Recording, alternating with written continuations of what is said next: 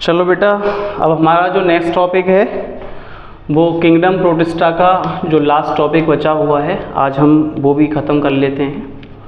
तो फिर हमारी कल से जो क्लास रहेगी तो मैं आपको उसमें बताऊंगा कि किंगडम फंजाई जो होते हैं उनको किस प्रकार से क्लासिफाई किया गया है। सही है।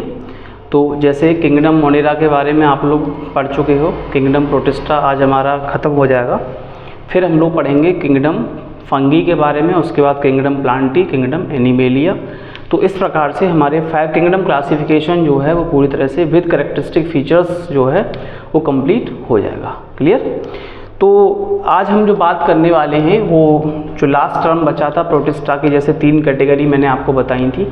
एक फोटोसिंथेटिक प्रोटिस्ट मैंने आपको बताए थे, उसके बाद फिर मैंने आपको एनिमल लाइक प्रोटिस्ट बताए थे। अब जो तीसरी कैटेगरी है हमारी वो है फंगी लाइक प्रोटिस्ट, जिनको स्लाइम मोल्ड्स कहा जाता है।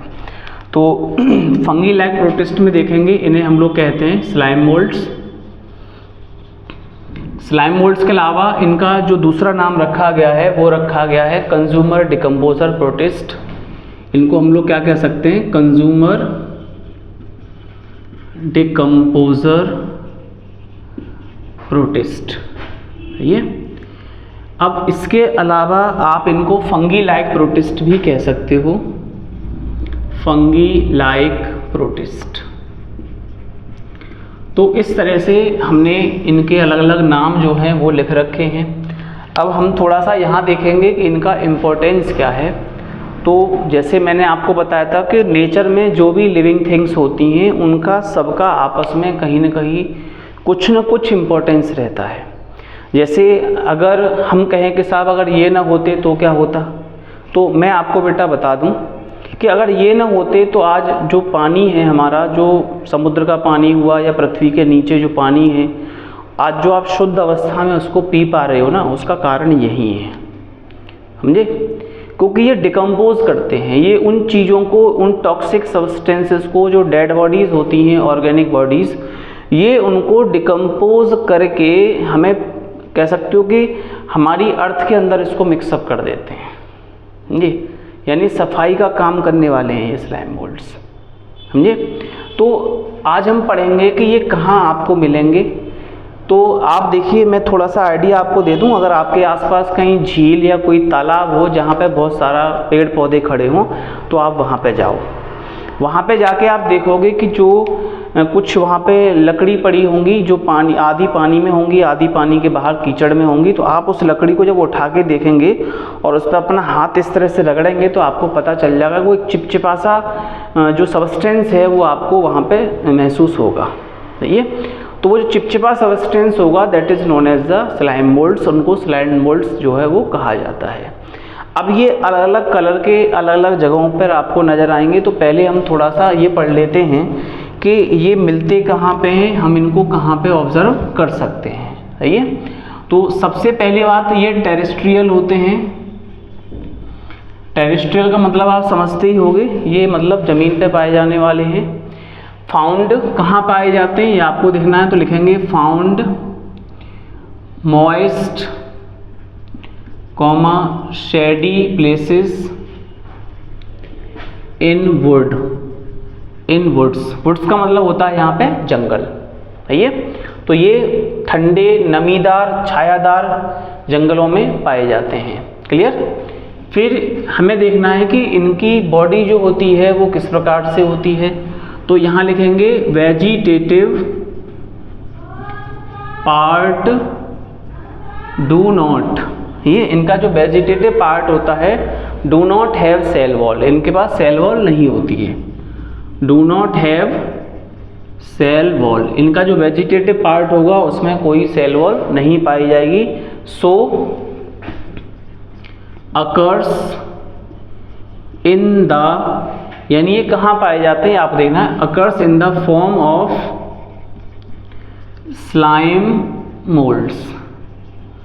यानी ये स्लाइम मोल्ड्स की फॉर्म में आपको, स्लाइम मास, ये स्लाइम मास की फॉर्म में आपको मिल जाएंगे। स्लाइम जानते होगे मतलब चिपचिपा सा। ये ड्यूरिंग वेजिटेटिव फेज, क्योंकि मैं अभी अब बात कर रहा था, तो ये वेजिटेटिव पार्ट जो होता है इसके अंदर सेल वॉल नहीं होती, इसलिए जो स्लाइम मास होता है वो भी वेजिटेटिव फेज के अंदर ही पाया जाता है। तो form of slime mass during vegetative phase, clear, ये चीज आपको ध्यान रखनी है, सही है। अब जो वेजिटेटिव फेज होती है इसलिए इनको स्लाइम मोल्ड्स कहा जाता है, सही है। तो आपको कभी कभी क्वेश्चन पूछा जा सकता है कि इनको स्लाइम मोल्ड्स क्यों कहा जाता है, तो हम यहाँ पे लिख सकते हैं सो कॉल्ड स्लाइम मोल्ड्स। ये कभी कभी आपके एग्जाम्स में भी क्वेश्चंस आ जाते हैं कि इनको स्लाइम मोल्ड क्यों कहा जाता है, समझ में आ रहा है। अब इनका जो दूसरा कैरेक्टरिस्टिक फीचर होता है वो क्या होता है, तो ये देखिए, एक तो फ्री लिविंग होते हैं, दूसरा ये मल्टी न्यूक्लिएटेड होते हैं, समझे, फ्री लिविंग मल्टी न्यूक्लिएटेड होते हैं, अमीबॉइड होते हैं, सही है। तो हम लोग क्या लिख सकते हैं, दे आइदर अकर्स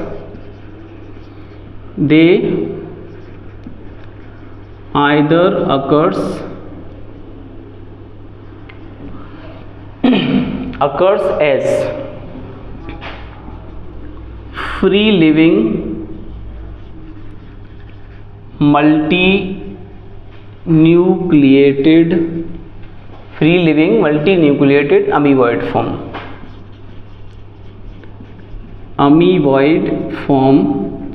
अब जो अमीबॉइड फॉर्म होती है वो किस तरह से होती है, तो अमीबॉइड फॉर्म लिख सकते हो या अमीबॉइड मास ऑफ प्रोटोप्लाज्म लिख सकते हो, तो लिख सकते हैं amoeboid mass of protoplasm, clear, समझ में आ रहा है। इसलिए that is also known as the plasmodium, सही है, जिसे हम लोग क्या कहते हैं, that is called plasmodium, that is called plasmodium. नहीं, आपको समझ में आ गया होगा ना प्लाज्मोडियम क्या होता है, कि जब कोई मल्टी न्यूक्लिएटेड बॉडी होती है और जो अमीबॉइड मास की फॉर्म में पाई जाती है तो उसको हम लोग प्लाज्मोडियम कह देते हैं। अब देखिए, ये जो प्रोटोप्लाज्म होता है प्लाज्मोडियम का, इसको कह सकते हो हम क्या कहें, इसको क्या कंसीडर करें, ये तो अगर ये कोई पूछ लेता है कि सबसे प्योरेस्ट जो कह सकते हो कि सब्सटेंस जो होता है वो कौन सा होता है, तो हम लोग कहेंगे द प्रोटोप्लाज्मिक या protoplasm of plasmodium is considered as the purest in the living world. समझ में आ रहा है, नहीं आ रहा, तो हम लोग क्या लिख सकते हैं यहाँ पे, the protoplasm of Plasmodium is considered as the purest, समझिए, उसको सबसे शुद्ध माना जाता है ये, तो purest in the living world, समझिए, ये चीज़ थोड़ा सा आपको ध्यान देने वाली चीज़ है। अब यहाँ तक तो आपको समझ में आ गया होगा जो इनके कैरेक्टरिस्टिक फीचर्स होते हैं। अब थोड़ा सा हम देखेंगे कि इनमें न्यूट्रिशन जो है वो किस प्रकार से रहता है। तो मैंने आपको पहले ही बताया कि ये हेटेरोट्रॉफिक नेचर के होते हैं, क्योंकि ये अपना खाना खुद से नहीं बना सकते, प्लस हेटेरोट्रॉफिक में ये सेप्रोविक होते हैं एंड पैरासाइटिक होते हैं, सही है। तो ये इनके न्यूट्रिशन का प्रकार हो गया। अब हम ये देखेंगे कि इनमें जो mode of absorption of food होता है वो किस तरह से होता है। तो न्यूट्रिशन में हम लोग यहाँ लिख सकते हैं mode of absorption of food, वो किस प्रकार से रहता होगा, तो वो फैगोट्रॉफिक होता है, भैया, फैगोट्रॉफिक। अब देखिए थोड़ा सा यहाँ पे कंफ्यूजन आ जाता है कभी कभी बच्चों, आप लोगों के दिमाग में भी आ रहा होगा कि ये फैगोट्रॉफिक क्या होता है। फैगोट्रॉफिक का मतलब होता है जब कोई लिविंग थिंग्स या कोई भी लिविंग ऑर्गेनिज्म, भैया, फूड को इनगल्फ कर रहा होता है इन द सॉलिड फॉर्म, समझिए, और उसका जो डाइजेशन है वो उस ऑर्गेनिज्म की वैक्यूल के अंदर कंप्लीट हो रहा होता है, तो उसको फैगोट्रॉफिक बोल देते हैं, ये तो ये आपको थोड़ा सा ध्यान रखना है कि स्लाइम मोल्ड्स के अंदर फेगोट्रॉपिक टाइप का कह सकते हो कि mode of absorption of food जो है वो रहता है। ये समझ में आ रहा नहीं आ रहा? अब कोई पूछता है कि इनमें लोकोमोशन किससे होगा, तो जो लोकोमोशन होता है आपको अब आप देखेंगे तो ये स्लाइम मोल्ड्स मतलब इनमें प्रोटिस्ट का नेचर है, तो स्यूडोपोडिया द्वारा इनमें लोकोमोशन होता है। तो लोकोमोशन किससे होता है? बाई स्यूडोपोडिया, एंड मूवमेंट जो होती है वो किस प्रकार से होती है? तो मूवमेंट जो होती है वो कैसी होती है? अमीबॉइड होती है, अमीबॉइड। समझे? ये आपको ध्यान रखना है। इनके अंदर जो मूवमेंट होगी वो अमीबॉइड टाइप की होगी और जो लोकोमोशन होगा वो कैसा होगा? स्यूडोपोडिया द्वारा होगा। सही है। अब इसमें और कौन से ऐसे कैरेक्टरिस्टिक फीचर्स हैं जो पाए जाते हैं? तो मैंने आपको पहले बताया था कि जब आप जंगल में जाएंगे तो आप देखेंगे कि पेड़ों की जो स्टेम हैं तो उनके ऊपर अलग अलग कलरफुल पिगमेंट्स जो हैं वो आपको नज़र आएंगे। ये तो अगर वो पिगमेंट जो हैं वो क्यों नज़र आते हैं, इसका मतलब क्या है? इसका मतलब ये होता है कि इनका जो साइटोप्लाज्म होता है ये या इनकी जो बॉडी होती है उसमें बहुत सारे नंबर ऑफ पिगमेंट ग्रेन्यूल्स जो हैं वो पाए जाते हैं। समझे? तो हम उसको क्या लिख सकते हैं बेटा, नोट करो इस चीज़ को। तो हम लोग उसको बोलेंगे the cell contain large number of pigment granules in the central nucleated portion. सही है। So they appears white, grey, yellow, orange, red, brown etcetera. समझे? इसलिए इनका जो कलर है वो अलग अलग कलर के आपको मिलेंगे।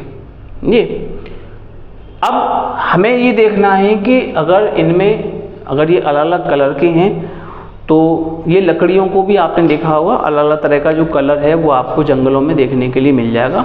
और जिनको अगर आप जंगल वंगल नहीं जाते हो समझे तो बेटा आपके गूगल पे सर्च करना, उस पर डालना the image of slime moulds. ये तो आपको वहाँ पे बहुत सारे इमेज जो है नज़र आएंगी जिसको आप पहचान कर सकते हो ये इस तरह के दिखते हैं। क्लियर? समझ में आ रहा नहीं आ रहा? अब हम देखेंगे कि इनमें असेक्सुअल रिप्रोडक्शन जो है वो किस प्रकार से होता है।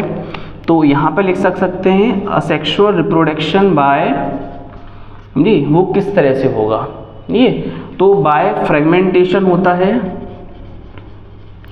बाय फ्रेगमेंटेशन है ये।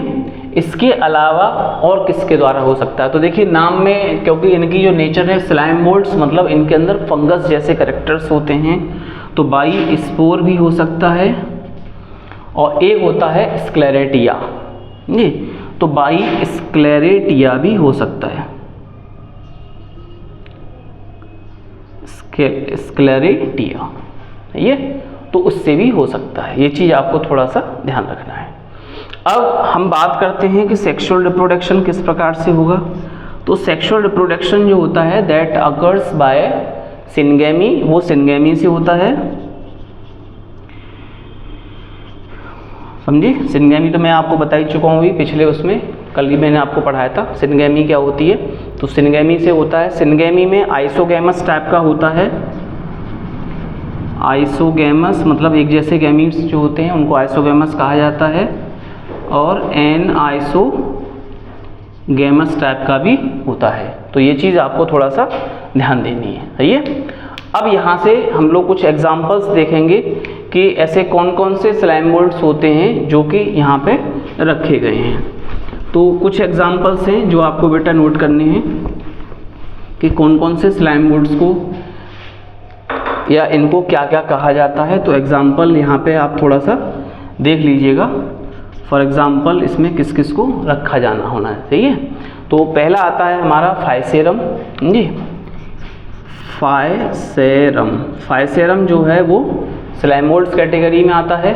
इसके अलावा ट्यूबीफेरा, ट्यूबीफेरा जो है वो भी स्लाइम मोल्ड्स कैटेगरी में आता है। इसके अलावा हमारा होता है डिक्टियोस्टेलिडा। ये तो इसको थोड़ा सा स्पेलिंग को थोड़ा सही तरीके से लिखिएगा। DICT बाई पहले लिखेंगे डिक्टियो, DICTBIO डिक्टियो हो गया हमारा। फिर स्टेलिडा समझे, STELLIDA स्टेलिडा समझे। अगर नहीं याद हो पाता, लंबा नाम है, तो आप इसको तोड़ के याद कर लिया करो, सही है। अब इसके अलावा एक और होता है जिसको हम लोग बोलते हैं स्टेमोनाइटिस समझे, स्टेमोनाइटिस जी। अब थोड़ा एक नाम जो है बहुत ही अटपटा सा लगेगा आपको सुनने में, उसको हम लोग बोलते हैं लाइकोगाला। ये क्या बोलते हैं इसको, LYCOGALA लाइकोगाला। क्लियर। तो ये हमारे स्लाइम मोल्ड्स होते हैं समझे। तो अब हमारा जो किंगडम प्रोटिस्टा है वो पूरी तरह से ख़त्म हो चुका है। तो कल हम आपको जो पढ़ाने वाले हैं वो पढ़ाएंगे किंगडम फंजाई के बारे में। तो आप थोड़ा सा अपनी बुक से कल पढ़ के आइएगा। Clear, okay.